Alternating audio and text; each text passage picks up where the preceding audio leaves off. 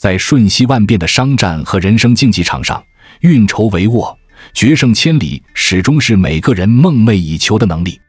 然而，现实往往是许多人都在庸庸碌碌、疲于奔命，即便制定了宏伟的目标，最终也可能因为种种阻力而半途而废。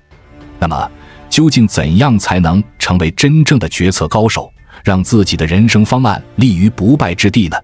关键就在于你是否真正掌握了运筹的精髓。所谓运筹，并非单单只在狭隘的棋局中布个局、算个计那么简单，它实际上代表了一整套从全局着眼、从细节入手的思考和行动体系。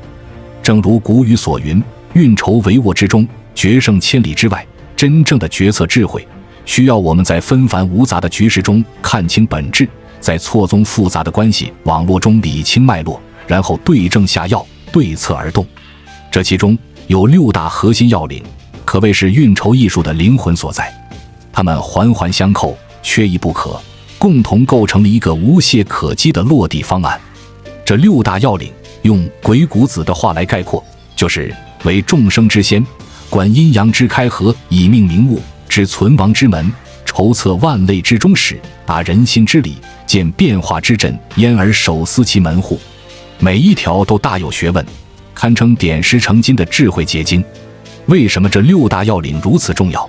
因为在决策过程中，我们面对的从来都不是静止不变的目标，而是一个动态演化的过程。各方面的信息和资源都在不断变化，机会稍纵即逝，挑战接踵而至。在这样的环境下，如果没有一套完善的思考和行动指南，我们就很容易在决策的十字路口迷失方向，在关键时刻束手无策。反之，如果我们能够以6大要领为指引，未雨绸缪，运筹帷幄，就能在纷乱的表象中把握本质规律，在变幻莫测的形势下稳操胜券。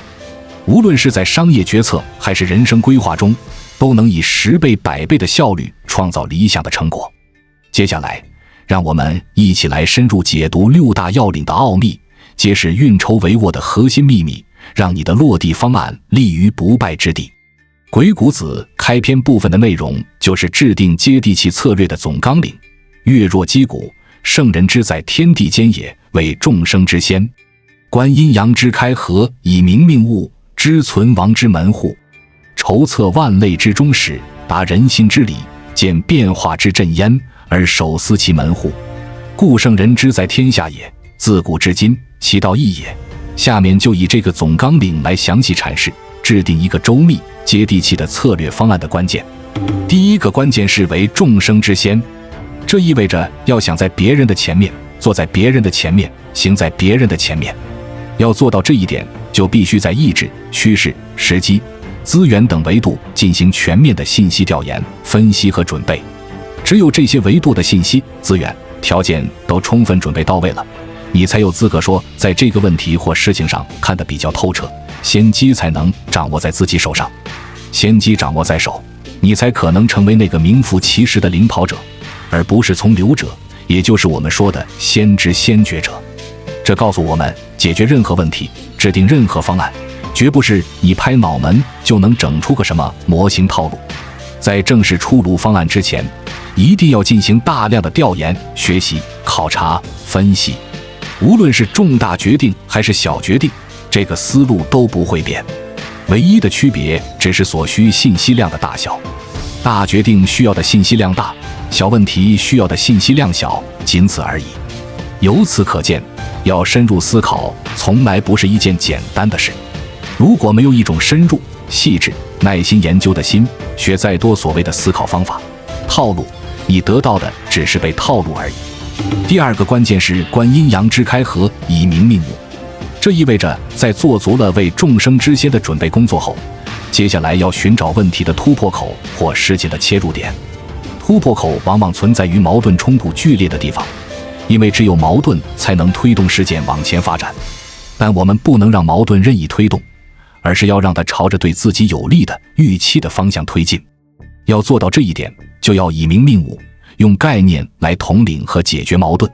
明朝末年，战争频发，人民深受其害。打天下最需要的是民心，但战争又必然威胁百姓生存，这就形成了一对矛盾。李自成提出开城门迎闯王，闯王来了不纳粮的口号，深得民心，一举推翻明王朝。这就是以民命物的经典应用。你要想获得越多数人的支持，关键就在于找到一个让大多数人都认可、能达成共识的名。找到了这种众人心中的共鸣之名，就能获得众人的大力支持，进而形成自己的事。从商业角度来说，以民命物的具体应用就是概念包装。比如卖水，一瓶矿泉水的实际使用价值假设是1块钱，你就要针对不同人群，比如喜欢喝咖啡的、喜欢喝茶的高端人士、幼儿群体等，分别推出咖啡专用水、泡茶专用水、幼儿专用水等不同概念的水，然后从水源地做文章，宣传这水来自某某山泉，富含某种元素，或者经过特殊过滤，非常适合某群体饮用。关键就在于要用受众人群一致在乎的名来挑动他们的神经。比如母亲最怕孩子健康出问题，就要主打健康卖点；咖啡泡茶人群追求品味，就要主打品质口感。这样本来只能卖1-2块的水，就能轻松卖到8块10块，这在现实中早就有人做到了。总之，制定接地气的策略方案，首先要做到先人一步，充分准备，掌握先机。其次要善于观察矛盾，找准切入点，用恰当的概念统领矛盾，引导事态朝有利方向发展。再次要洞察人心，找到众人共鸣之处，以此赢得支持，形成自己的事。最后要将各种信息资源进行巧妙组合，最大限度发挥效用。这些都需要我们不断学习实践，在错误中成长，在经验中升华，最终练就制胜的智慧与能力。第三，知存亡之门户。看了关键2的商业举例，或许你会说，这不是在鼓励大家做奸商吗？其实奸商不奸商，轮不到我们这些吃瓜群众来评头论足。他的受众群体自然会用买或不买的实际行为来给予他最客观公正的评价。他的商业活动不会因为旁观者站在道德制高点如何指点江山就存续或消失，只会因为他的受众群体支持或反对而存续或消亡。那他的受众群体到底是凭什么来决定继续支持还是放弃支持他呢？这就是每个经商者要进行灵魂拷问，必须想清楚的问题了。知存亡之门户在哪里？也就是说，你作为问题解决的主角，前面你懂得了以民命物，就解决了这件事情如何生的问题。但到这里还没结束，你还必须知道自己会如何挂掉，知道存亡之门户，这样你才能彻底解决长生久世的问题。那一件事情的存亡之门户究竟在哪里呢？答案就在于前面提到的那个解决问题的基本原则：务实不务虚。你要生存下去，焦点一定要重点集中在实的地方，这才是你的生门。千万不要去务虚，注意不务虚不等于不要虚，务虚是你的死门。如果你做商业不务实，只是拼命务虚，创造各种华而不实的概念，虚头巴脑，注定难以长久。比如前些年火爆一时的各种互联网贷款、数字货币，才过了几年时间，如今大多已经销声匿迹了。概念不是用来悟的，而是用来装点门面的。它只是在有了实的基础之上，起到锦上添花的作用。它的使命只是在你有了实的时候，让你的实事放出最大价值。用一句话总结就是，你得先有实，但要让你的实发挥价值，又不能只有实，还要学会借助概念的力量，用虚来夸大和放大实，这样你的实才能为你创造出理想的预期价值。商业如此，解决生活中各种大小问题，道理也是一样的。在我们进一步探索之前，别忘了关注才知道并点击小铃铛，我们将继续揭示更多关于金钱的真相，助你迅速实现财务自由。拿职场中的一个常见现象来说，很多人都有这样的困惑：我觉得自己值1万元的薪水，但公司只给我发5000元，要不要混日子？在这里我要明确地告诉你，如果你选择混日子，就一定会把自己逐渐逼上绝路。学过前面的内容你就知道，这种想法是典型的情绪代入式的非理性思考。情绪是什么？是典型的心之虚妄。顺着这种愤愤不平的情绪走，你不会得到任何实质性的好处。如果你把混日子变成了你的真实状态，那就是在务虚，这无异于把自己推向死门。别人怎样对你，你往往无法掌控，这属于虚的范畴。但生命是你的，时间是你的，你要把它用在哪里，如何去用，则完全取决于你自己的选择。这才是实的所在。往这个方向去思考，你就守住了自己的生门。那么即使有一天你离开了现在的公司，凭借之前的实力积累，你一样能找到更好的机会。否则的话，你只会后悔当初虚度光阴，最后落得个人财两空的下场。第四，筹策万类之中时，前3个关键讲的是思考问题的大原则，接下来几点讲的是解决问题的关键细节技术。筹策万类之中时说的是什么意思呢？简单的说，就是要学会预测。那么怎样才能做好预测呢？有2个核心要领。第一个要领是筹策万类，也就是说要把事情演变的各种可能性都列举出来。你可能会说，一件事情发展的可能性有那么多，怎么可能都想得到列举得出来呢？这里就要注意万类这2个字的深意了。他的意思是说，你不需要去预测每一个具体细节，而是要学会按照事物的基本属性、类别去做可能性分析就足够了。这样一来，演变的所有可能性其实就没那么难找全了。举个简单的例子，一件事情的发展无论怎么演变，从结果上来说，大体可以归为3类：优、中、差。优就是最符合自己预期的结果，中是勉强可以接受的结果，差则是与预期严重背离的失败结果。你甚至可以再简化，直接把可能的结果归为2类：合，即与预期相符；不合，即与预期相左。这样归类之后，你就会发现，万类其实并不难做到，无非就是把所有可能的演变结果归纳总结一下而已。当然，这里只是举个归类思维的例子，至于具体该如何归类，你要根据不同的实际情况来灵活处理。比如，你要预测一个地点的投资前景，就可以分2个维度，从城市和地段2个层面来思考。在城市这个层面，或许可以分为北方城市和南方城市2类，或者划分为1线、2线、3线3类。在地段层面，可以按照人流量的高、中、低3个档次来归类等等。通过这样一层层的向下细分，不断对万类进行拆解，你的分析思考就可以变得越来越周全缜密。在梳理完万类之后，接下来就要进入第2个核心要领知中始了。知中始的意思是，要把每一种情况会如何开始、如何结束的过程都想清楚。